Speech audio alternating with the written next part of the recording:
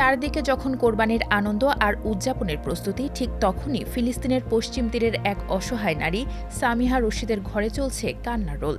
ঈদের আনন্দ রূপ নিয়েছে চরম বিষাদে। গভীর রাতে ইসরায়েলের অবৈধ অভিবাসীরা এসে চুরি করে নিয়ে গেছে তার বেঁচে থাকার একমাত্র সম্বল ৪৫টি ভেড়া।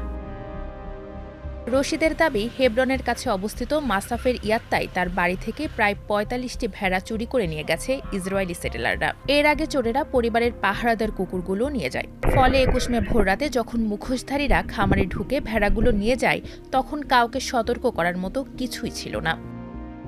এই ভেড়াগুলোই ছিল সামিহা রশিদের পরিবারের একমাত্র জীবিকা। তার ওপর তার স্বামী ভুগছেন মরণব্যাধি ক্যান্সারে। চিকিৎসার খরচ তো দূরের কথা, দুবেলা দুমুঠো খাওয়ার উপায়ও এখন আর নেই।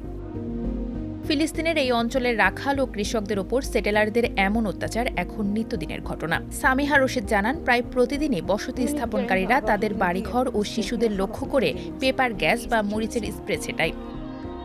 ফিলিস্তিনের কৃষি মন্ত্রণালয়ের মুখপাত্র জানিয়েছেন, শুধু ২০২৬ সালের শুরু থেকে এ পর্যন্ত ইসরায়েলি সেটেলাররা ফিলিস্তিনিদের প্রায় ৪,০০০ গবাদি পশু চুরি করেছে, যার ফলে ফিলিস্তিনি কৃষকদের আর্থিক ক্ষতি হয়েছে $৫০ লাখ বেশি।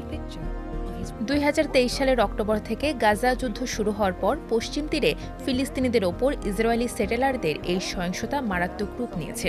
খোদ ইসরায়েলের বিরোধী দলীয় নেতা ইয়ার লাপিদ একে ইহুদি সন্ত্রাসী এবং একটি জাতীয় কলঙ্ক বলে তীব্র নিন্দা জানিয়েছেন।